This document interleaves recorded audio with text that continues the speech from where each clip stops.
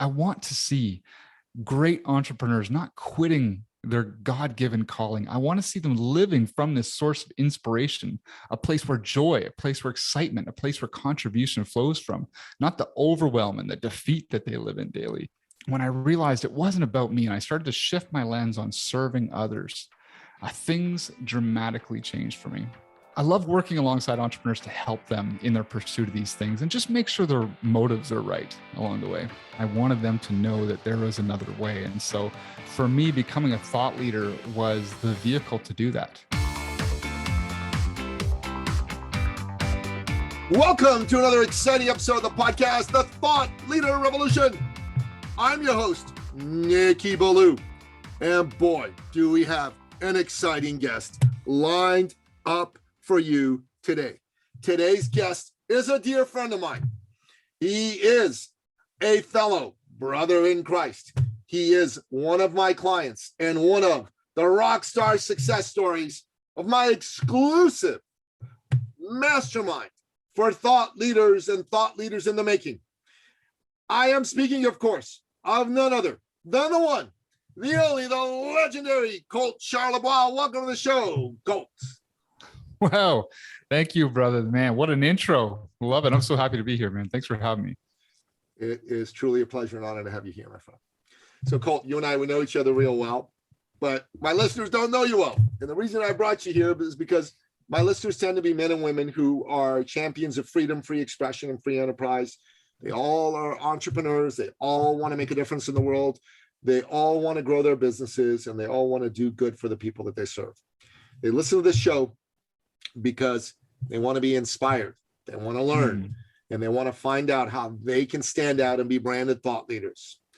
Before they can really open themselves up to you, they got to get to know you. So how'd you get to be the great Colt Charlebois? Well, I tell you, one of the words you said was inspired. I absolutely love that word. I did a experiment one time, an exercise actually, where I asked the people closest to me, how do you describe me in 3 words? And they chose 3 words: encourager, inspiring. And I went back to the group and said, okay, of these 3 words, which one would you say labels me the best and what I have to offer? And it was resounding, this word inspiration. You are inspiration to us. And I thought, wow, that's really neat. I'm going to look up the definition of that word and just understand a little more thoroughly. Why would they choose that word for me? And what I found, Nikki, was it just blew my mind. Inspiration is, I'm not going to get into the Latin on it here, but the idea here is divine breath.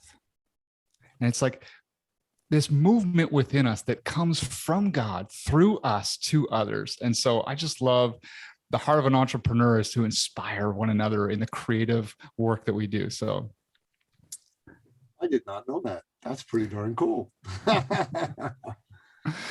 So tell us your backstory, man. Where did you get started? How'd you come to the place that you are today? Wow. Where to begin? I would say that, Nikki, throughout most of my life, I would describe myself as driven. And I would have thought that was a badge of honor for me. Like, to be driven was something great. And those who weren't driven, well, maybe there's something a little bit wrong with them. But I've come to know, and it's not really the greatest way to conduct your life. And I'll explain a little bit. I didn't really understand the heart of my drivenness, but at a young age, my parents separated. And so for me, it's not conscious when you're young, but I was starving for male affirmation. My dad wasn't in the home with us, and my friends just automatically became the most important thing in the world to me. And again, you don't really know why you do these things you do, but my goals in life were all around getting affirmation from the guys. So in a place like high school, it's really obvious to get the guys' attention. You need to have cool stuff, great adventures, and some success with women, we'll say.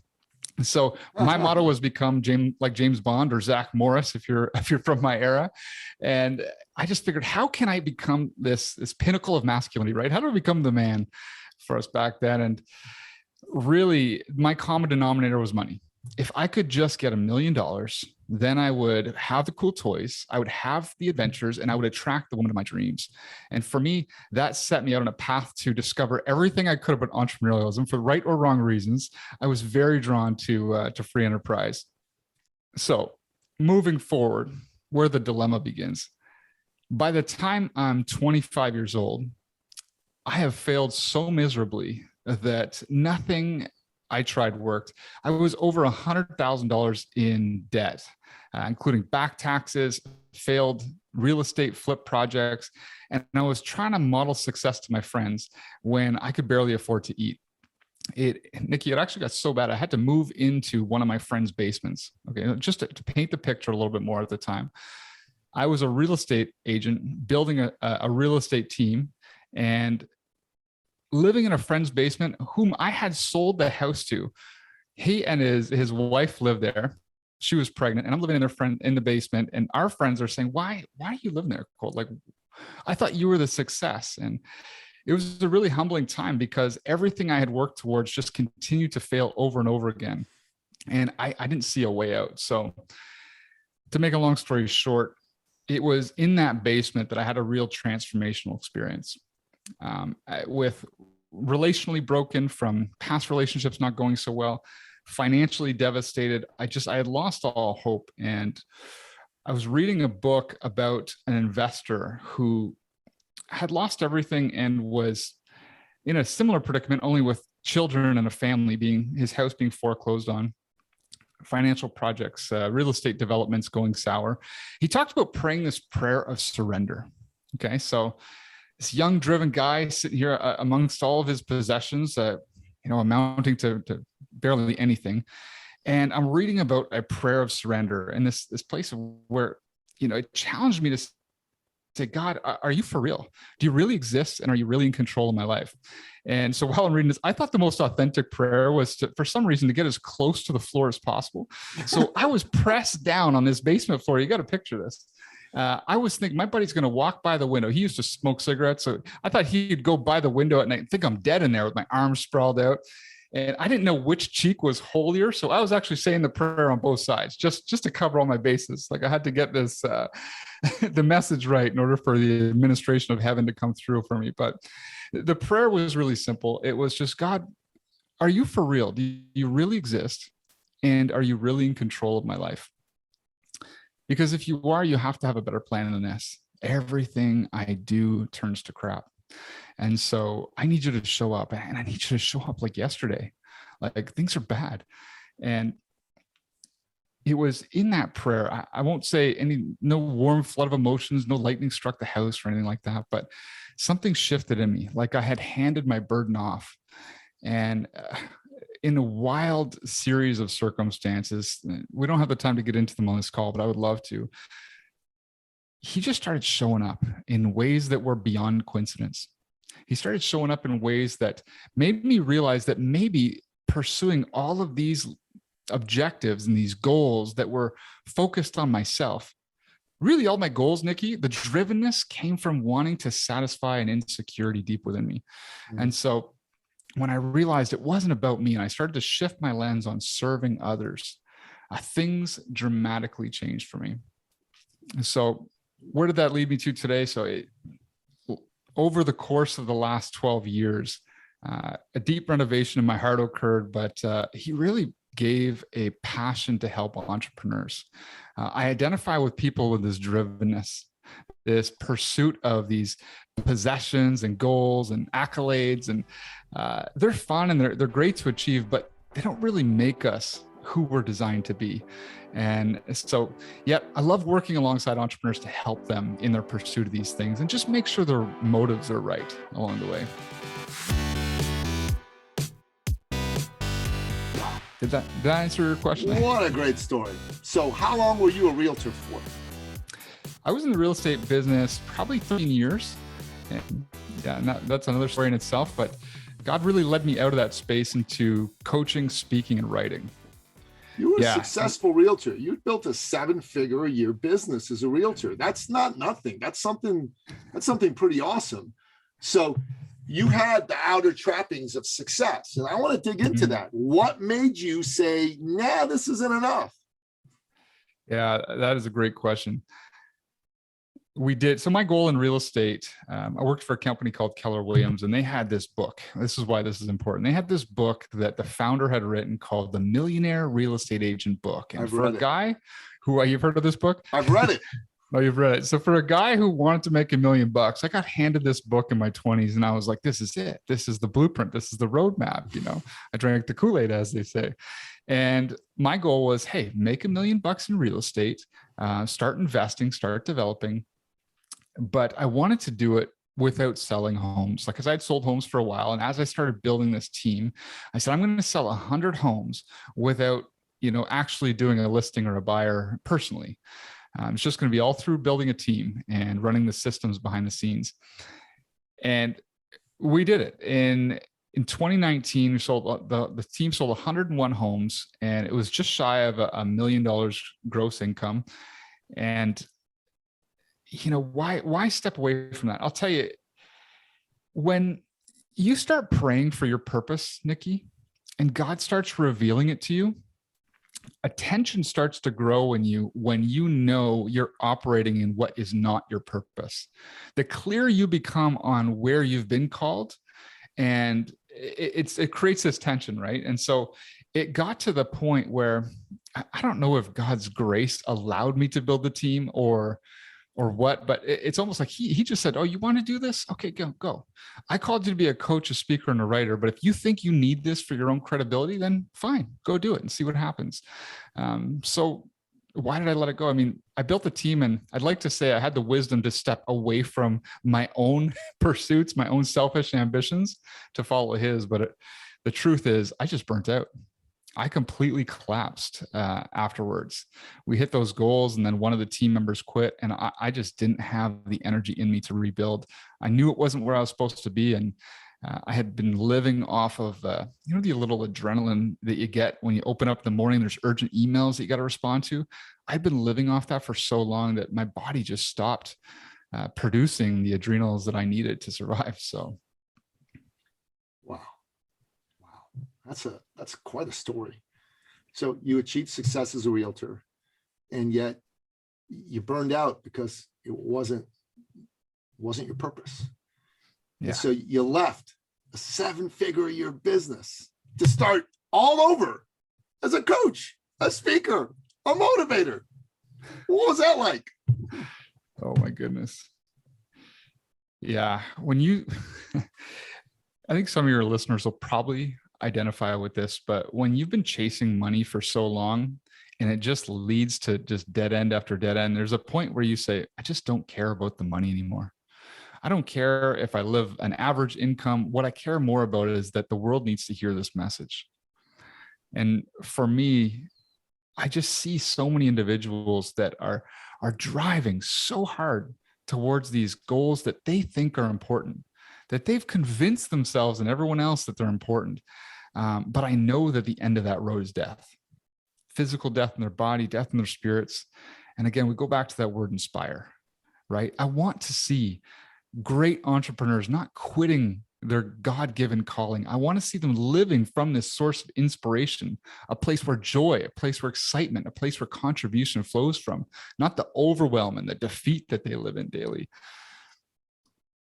So yeah, so that's what it looks like now.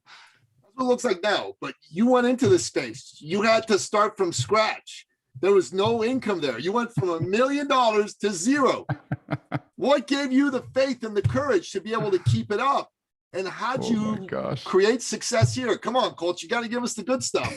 You can't just give me the surface level thing once it's all figured out. No one wants to hear that. That's not a good story. No, it's good. I appreciate you prying in a little bit. What did it look like when you, well, it started with getting away. It's funny, after the burnout, I started to get some energy back, and I said, I'm going to pursue some clients. Now, just before the real estate team kind of shut down, I was doing this as a side hobby. I had a handful of clients every week that I would coach, and it was the most life-giving thing I did. It started as an experiment that my coach had said, I think you should try this out. And everyone I worked with that year doubled their business in one way or another. And so I'm like, this doesn't even feel like work to me. So I had some experiences in coaching and had spoken at the odd event here and there. But when I started to get my energy back. I started pursuing clients, and the doors just weren't opening. Everybody's like, this is great, but just not now, Colt. It's just not the right time for us. So rather than default to my previous tendencies where I'm just going to keep driving forward, keep knocking on doors till we get this done, Nikki, I had learned a valuable lesson in this experience. And I prayed and I said, Lord, what's going on here? Why isn't anybody answering? You've called me into this space. Clearly it's not to starve. So what's the deal? And during a few weeks of reflection, I really felt that he was calling me away, and like a father-son trip, Nikki. I prayed about where, and I felt like this place, Antigua, Guatemala, was highlighted on a map. I didn't know a soul there. And out of faith, I just bought a one-way ticket. And I felt like I went down there, started writing a book, and I had a little bit of funds in the account, but not a lot. And so in my time there, I realized he was just decompressing me from this chaotic, driven, always busy, always on lifestyle. He was teaching me how to have margin in my life, how to live by a plan and not by every flashy opportunity that comes up. And through that process, I really learned this term. That's a biblical term, but it's abiding, how to remain in him. And I like to call it walk at the pace of peace. So when I get a little rattled, I don't go beyond that. So long story short, I ended up spending about 3 months down there. And there was a time where I felt called back. And when I returned, it was just looking at names, praying over them, and approaching them to say, what are your goals and how do you think I can help? So I would sit down with people one-on-one, just one person, one conversation at a time, building up this coaching business that eventually lead to speaking opportunities. And yeah, a wild amount of fun encouraging people in their God-given talents. So when a man goes from being at the top of one game to starting at the bottom of another game, that's a humbling experience. Oh yeah. And I want you to talk about that. Yeah, it's interesting because I find I lead a lot of people through a similar journey by chance, where as they're pursuing it, things fall apart, only to realize it was never the thing. And when I was set to restart, all of the old insecurities came back up. All of the things that suggest I need to be doing more all the time, more, trying more. It all aimed to threaten that peace that I had learned from my time away. And the only saving grace for me was that I knew for certain in all of my times of prayer and reflection that God had called me here. So I could stand on this promise that he was going to deliver. And one by one, very slowly, very methodically, he started to build this back up in me. But for many others that I work with, it's challenging. I mean, you see these guys, like, they know they're being called out of one space into another, but all of their old skills don't really apply. All of the contacts aren't always relevant. And it is a very trying time. And the instinct that we have, I'll just say this plainly, the instinct that we have is to try and go to some form of medication, some form of distraction, some form of dopamine hit, something to make me, Colt Charlebois, feel better about myself. So I am a learning junkie. It's a red flag for me when I've opened 3 books at a time. Why am I reading 3 books right now? That means I'm probably a little uncomfortable with the work I have in front of me, or a conflict or a relationship conversation that I haven't addressed. So it's a lot about getting into the discomfort of our emotional triggers.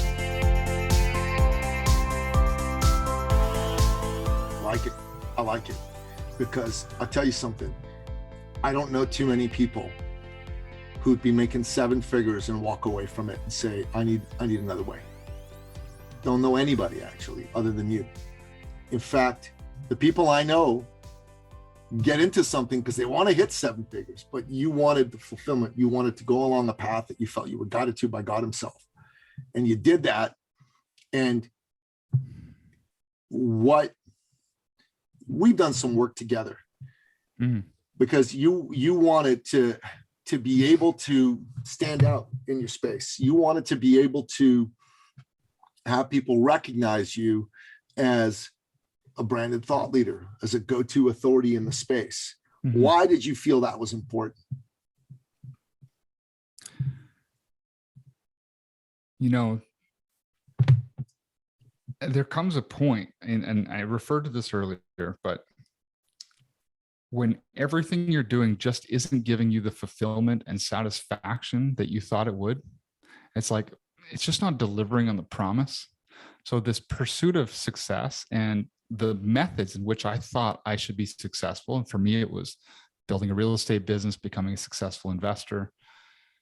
All of it was leading to death. And what I mean by that is I was stressed constantly.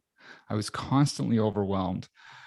The work wasn't even complicated, but there was always a tension in me. I wasn't sleeping well at night. You deal with that. You live in that so long. And for some, like I wasn't married, but I see guys and girls, I mean, where the tensions, they flow into their personal relationships. They're so focused on this goal that they don't spend time. They're not present with their children. Their spouses are incredibly frustrated. It leads to separations. It leads to divorce. It leads to coping mechanisms that probably aren't appropriate for this conversation. I came to this place where I just didn't want to live like that anymore. I wanted to live with joy and peace again, but knew I was called to the marketplace. So I had to give that up and trust that the path was going to be made clear as I stepped into it.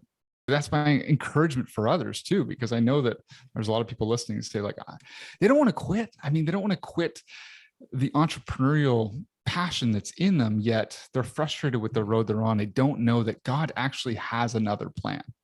Like there is a unique plan for you. So why did you feel that you would benefit from being branded as a thought leader? Right. I didn't answer your question, did I? No, you didn't. But that's all right. It was a great answer, though. That's why I love you. I need you in my life, Nick. You keep me on track. But well, I tell you, the first thing that this message is burning in me. If I'm not going to share it, then who's sharing it? Right? If all of these people, I'm surrounded by entrepreneurs, and I wanted them to know that there is another way. And so, for me, becoming a thought leader was the vehicle to do that. If I could share my story, if I could become known for a story, if I could become known for a solution for people, I needed to get out there. I needed to make it commercially successful too, as we learn in our program, because you have to sustain your living. But ultimately, it's about learning how to get this message to the world. That's why I wanted to become a thought leader. And why is that beneficial to you? Why is branded thought leadership a good idea? I don't really know that there's another alternative to sharing a message. I mean, if I'm unbranded, I'm pretty much irrelevant. So no one hears me. No one's going to get to know the message. So I just wanted my name to be synonymous with this message. And I know in branding, if you've learned anything about marketing, a personal name is the easiest thing to brand because they're associated with you and your persona and your character. So good. So I want to chat a bit about some of the branding concepts that you and I talk about in the work that we do, and then some we heard at our event this weekend, some that I shared, some that others shared. Some people might be listening to this and go, well, I can't be branded. I can't be a thought leader. I'm not a celebrity. What would be your answer to them? Do you need to be a celebrity, or is that really not necessary for you to be branded as a thought leader in your space? Yeah, no, I mean, there are so many reasons why people want to be successful in thought leadership, but without a brand, no one knows who to go to. Who does this message originate from? One of the concepts we learned is the difference between a business, which is there to solve problems through systems and through people, and the goal being to be leveraged through yourself. The difference in thought leadership is about fulfillment. It's about working. It's about getting in front of people and audiences in order to share a message, to inspire, as we put earlier. Yeah. And I think being branded as a thought leader is less about becoming famous, quote unquote. It's more about becoming professionally famous. So it's about the people that are in the space that you do work in knowing who you are, not the world knowing who you are. So you don't need to have a book which has a foreword written by a famous person. You need to have a book which has relevant information for the people that have the problem that you solve. Because if that's the case, and some people read that book, they're going to want to share the message with other people in their situation. And if you get yourself on podcasts like this one, then you have an opportunity to share that message with audiences that are relevant to you and to the work that you do. And I think that's being a branded thought leader. A thought leader doesn't mean, you're Robin Sharma or Tony Robbins or Les Brown. A thought leader means you're Colt Charlebois or Nikki Ballou or Dr. Val Frank or Teresa Dugwell. And that inside of the sandbox that you play in, the other folks that are in that sandbox look at you and go, yeah, that fella, that lady, they know their stuff and they can help me. That's what branded thought leadership at the end of the day is. And one of the things we've been working with you on is, well, how to brand you, how to get you out there in such a way.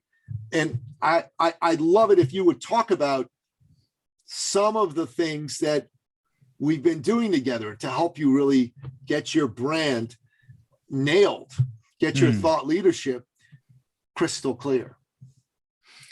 Yeah, well, you've been a big encourager in this space for me, helping get clear. And like you said, it's relevancy to a singular audience, at least to start. Like, who are the people I'm trying to serve and how do I position myself among them?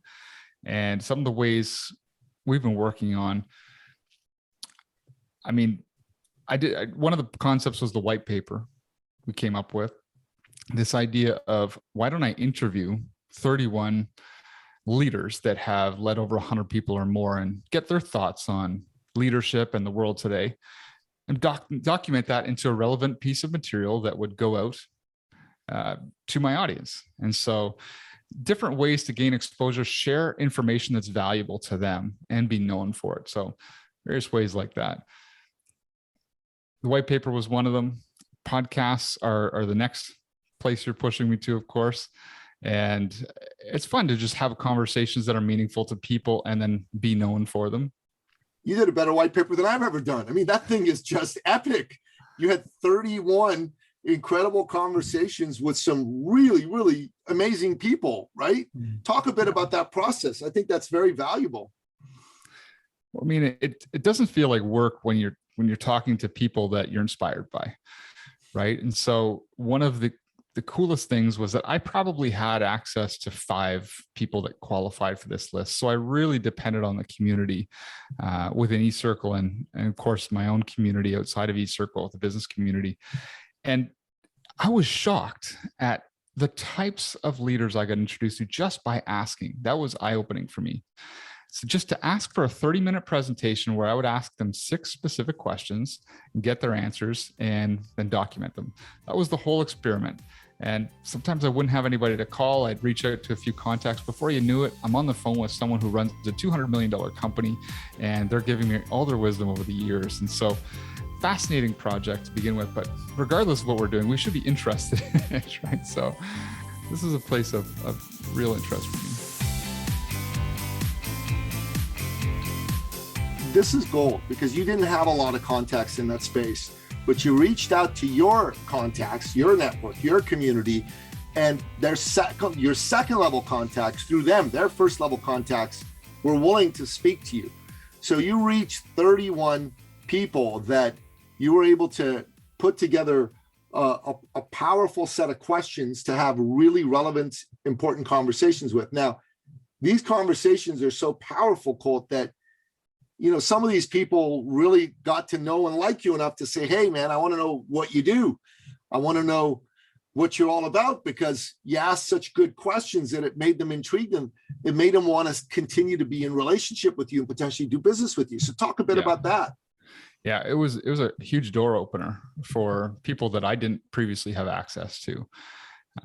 One of which has come back to me recently and asked me if I want to start a business with him in a matter of couple of weeks time. So there, some of them, they're waiting for a follow-up. It was just such a great way to engage. It's much like a podcast is as well, where you can invite people that are potential clients for you or just influencers for you to become known in the space. So the access to this peer group, I would say, has just begun opening doors that I believe will be fruitful for many years to come.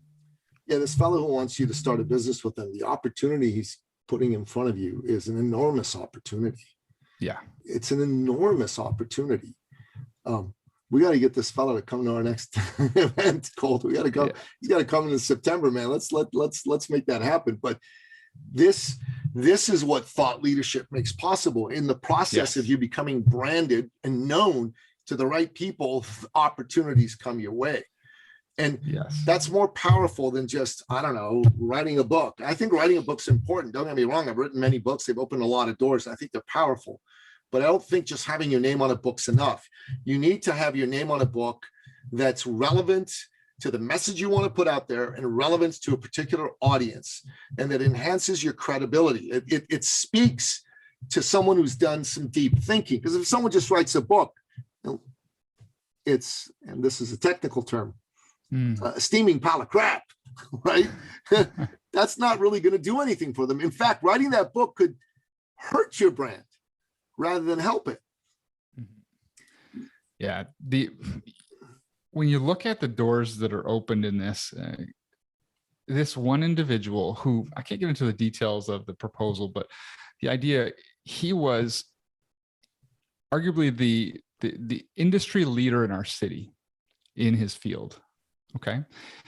Because of the conversation we had and the ideas I had him reflect upon in that one conversation, I was the first person he reached out to partner with on the business. Now, I'll state there's a 25-year age gap between us, right? This person's in the last quarter of their business success, and they have accomplished a lot. And so when we, we just came back from your course, Nikki, Dare to Win. And so one of the things that I picked up there and learned there just became very clear as we pursue a brand as a thought leader. No matter how successful you are in business, if you don't have a personal brand, you are extremely limited to what you can or cannot do. It's all dependent on you. If we take a guy like Shaquille O'Neal, Charles Barkley, we were referring to at the event, or take a big name like Tony Robbins, these guys have many, many, many businesses that they have shares in. And it's not because they're on the board of all of them. It's not because they're the one leading the helm and doing 10 different types of business. It's because they have a brand that is associated with their name that brings value and certain characteristics. So when a product wants more success, they associate with the brand they've created. Now, we don't need to do that on a global stage with retail products like Icy Hot or whatever Shaq was putting on that day. But again, going back to our niche audience, we can have strategic partnerships just because we're positioned as someone with some intelligent things to say. And often those intelligent things come from what we've learned from others anyway. So we can really open up the doors. That's stellar. That's stunning. That's incredible what you just said. I think that's bang on. Bang on. If you don't have a personal brand, you're going to be very limited in the success that you're going to put together. And your personal brand is more than a book, a podcast. It's really about you having a body of work and about you bringing that body of work in a coherent fashion in front of people that care about that work, that have problems that work addresses, acute problems that work addresses. Victor Menashe, who's a dear friend and has been a member of eCircle and one of the folks that we helped generate a ton of success, has said this, I think, as well or better than anybody possibly could, that if you're somebody who has taken the time to create a powerful thought leader, personal brand for themselves, you're going to be able to grow your space in your business. So Victor came in, and as a result of the work that he did with us, he went from 6 to 7 figures a year in income from coaching and consulting. He went from, as an investor, being able to attract and do 10-unit deals to doing 1,000 and 2,000-unit deals. So that's 2 zeros added to the size of the deals that he was able to do, and 1 zero added to his annual income from coaching and consulting. So that's the power of a powerful personal brand. Well, I want to give you a little bit of a credit here because you've challenged me big time in the area of what to charge, when to charge it, how to structure it. I don't know that I would have been able to have a month that was close to $50,000 without the work that we've done together. So could I just take a minute to thank you for that? Wow. Like I appreciate what you're that. doing in this program is revolutionary for people like us who have a message and don't know how to basically sustain themselves and delivering it quite often. So Yeah, that's pretty amazing, man. Thank you. Thank you. So Colt, you and I are teaming up. We're doing an event at the end of November. We're still debating the exact title of the event, but it's Kingdom Business is what we're sure we're calling it. And it's going to be in the city of Ottawa, the capital city of Canada. That last kind of weekend in November, we're looking at November 25, 26, 27, I think it is. So that's what we're going to do. Mm-hmm. Let me take a look and make sure that I got the dates exactly right, because just don't want to mess up those dates. But I believe by the time this podcast, it will have a link. We'll have it. Yeah, I know. But let's just say 25. Yeah, it is 25, 26, 27. So we're going to do this. We're going to do this incredible event, this Kingdom Business event, and it fits in with your thought leadership. And it fits in with some of my thought leadership as well, because it's oriented toward faith-based Christian business owners, and it's about helping them navigate the intersection of putting God first in their life and in their business, and still having a successful, thriving business. So talk a little bit about this, talk about why this is exciting, and let's talk a little bit about, who ought to come to this event. That's great. Yeah. Well, in the business world, there are a lot of places we can go for information, how to learn marketing, how to learn structure, how to learn leadership. And in the Christian world, there's a lot of places we can go to learn about God and prayer and community and healing. Yet there's not a lot of places for those that want to walk in the center of those two worlds. Because as a kingdom business owner, as we call it, those who have kind of surrendered their business to God and want to live his ways versus their ways, as we learned from my story, it brings up a whole host of challenges, opportunities as well, but decisions aren't as clear necessarily, because it's not just about the bottom line anymore. It's about, God, who have you called me to serve? How have you called me to serve them? And so we want to have an event for that. We want to have an event helping people get clear on their purpose, aligning themselves or realigning themselves with God, hearing stories about how others have done that and the miraculous explosion that can cause in their business, in their leadership, in their life. But sometimes there's a character preparation in that process, as we've kind of heard from my story. So absolutely. And we're going to give them fantastic tools, strategies, tips, blueprints for how to grow their business around personal branding, around the importance of it and how to put it up together. We're going to be talking about leadership. We're going to be talking about sales. We're going to be talking about all the businessy stuff. So it's very practical. Very practical. Yeah. And it's going to be very exciting. I'll tell you, Colt, being together in a room with people after all this time, there was something pretty special about that, wasn't there? Oh, I think that's the value in itself, Nikki. Aside from, imagine we didn't have any of the amazing content that we're preparing.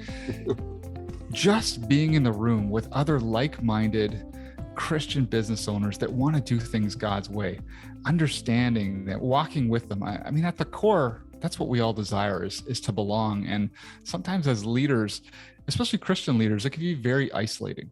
It's like, hey, even my business friends don't really understand the way or the reason I do things. And so we just want to form a community of people across North America, Canada wide, North America. I'm sure we'll have people from all over come up to attend this, that just know that they're not alone in this, and that there is some practical solutions that the problems they're facing, and they can honor God in the process. It's not an either or.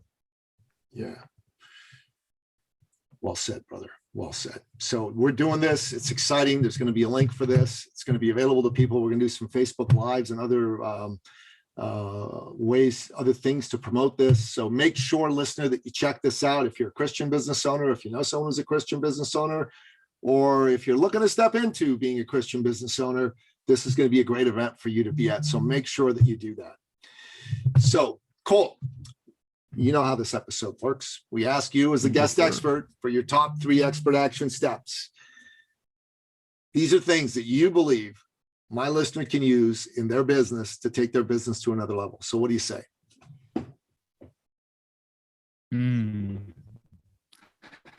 I say these might be the most unconventional ones you've had yet on the show. Possibly. First step is to follow Jesus's modelness, is to stop what you're doing and get away for a time of prayer and direction. So I call this a wilderness day, where I'll even do this with fasting for 24 hours. I'll bring a journal and a Bible and just say, God, what do you want to say to me? Where do you want me to go? How do you see me? And just spend that time seeking direction. If you have a journal, reading through your journal can be a very clarifying during this time. But that's number one, is really to stop and pray for direction. And then wait on him to answer that. It might not be in a minute. It might take a few days, weeks, months, but pray for direction. The next is you need a community. I mean, you get into a community, especially a community of godly businessmen and women that are doing it for a bigger reason than just a paycheck. When you get around people that are inspired by divine revelation, they want to make a difference and a contribution in the lives of others, you walk and think at a different frequency. So that's step number two, get into a community of faith-based individuals. Number three, as a follower of Christ, I just want to represent him well. And I think the most ultimate way we could do that, maybe some of us don't feel super spiritual or don't want to be labeled as super spiritual. That can add some other dimensions to this thing. But number three is just do what you say. If you just do what you say, you operate as a more whole, more integrous person. You'll sleep better at night, and then people around you will open up more doors for you. So we have a habit of overpromising I'll speak for myself. I have a habit of overpromising out of my need for acceptance and my need for other people to like me. And I just have to stay on guard for that. And I encourage you to do the same. Don't overcommit yourself. Let people know you can get back to them, but do what you say. Three very good expert action steps. You're right. They're different. They're not the average expert action step that we get on the show. Listener, Colt Charlebois is the real deal. If you've enjoyed what he shared, make sure that you go and check out his work. Colt, what's the best way for people to get in touch with you? Oh, praise God for your compliments, man. Yeah, I owe it all to the work that he's done in me and how he led me to you in many ways too. So best way to get in touch is my personal website, coltcharlebois.com. You can learn a little more information on the site. I probably had to spell that for those who aren't Franco-Canadian, but COLT. It'll be in the show notes, brother. Show notes, perfect. And there's a link there too for those who want to be a beta reader. I have a book coming out, my memoir called Never Enough. It's about our drivenness. So love for a few of your guests, Nikki, that want to sign up and be beta readers for this project I've had in the works. Awesome, Cool. Awesome. I'll make sure I read that book for you too, pal. So listener, make sure you go to his website, coltcharlebois.com. It'll all be in the show notes. And the show notes are going to be at thethoughtleaderrevolution.com. Also, anywhere you listen to the podcast, iTunes, Stitcher, Spotify, Google Play, Audible, you name it, it's going to be there. Make sure you take advantage of it. And listener, if you've gotten something out of this, do me a favor. Share the episode with someone who needs to hear this message. Maybe you have a friend who's a Christian and a business owner who is a little uncertain about how to navigate both those worlds. This will be a great episode for them to have a listen to. Maybe you have a friend who isn't a Christian, but really would be intrigued by this conversation. It would be stimulating for them. It would open their thinking up. Share it with them too. Maybe you just have a friend who loves listening to Nikki Ballou on podcasts and loves the great guests I bring on. Share it with them as well. Just make sure that you do that, because that's what's going to make a difference. And that wraps up another exciting episode of the podcast, The Thought Leader Revolution. To find out more about today's amazing guest, the one and only Colt Charlebois, go to thethoughtleaderrevolution.com, check out the show notes, or wherever you happen to listen to this podcast, be it iTunes, Stitcher, Spotify, Google Play, Audible, or what have you. Until next time, goodbye. This episode has been brought to you by eCircleAcademy.com, the proven system to add 6 to 7 figures a year to your thought leader practice.